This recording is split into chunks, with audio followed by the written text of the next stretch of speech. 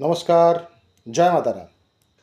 কাল রবিবার 21শে সেপ্টেম্বর, পিতৃপক্ষের অবসান, মাতৃপক্ষের সূচনা। কাল মহালয়া, কাল মাতৃপক্ষের সূচনা হবে। সবথেকে বড় কথা, কাল হচ্ছে পিতৃ অমাবস্যা।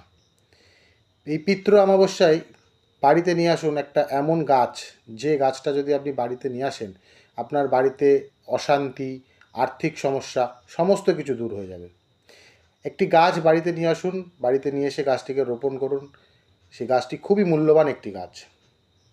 কি আনবেন? একটি অপরাজিতা গাছ। অপরাজিতা গাছ নিয়ে এসে বাড়িতে রোপণ করুন গাছটিকে।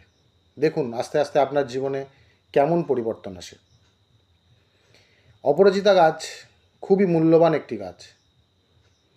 আপনার জীবনের যাবতীয় যা প্রবলেম, আর্থিক সমস্যা সমস্ত কিছু দূর করতে পারে এই একটি গাছ। একটি গাছের শেকড়, একটি গাছের ফুল, এ দিয়ে আপনার অনেক কাজ হয়। কাজ করুন, কালকে বাড়িতে পারলে একটা অপরাজিতা গাছ নিয়ে এসে রোপণ করুন। দেখুন আপনার জীবনে কেমন আস্তে আস্তে পরিবর্তন চলে আসে। নমস্কার, জয় মাতারা।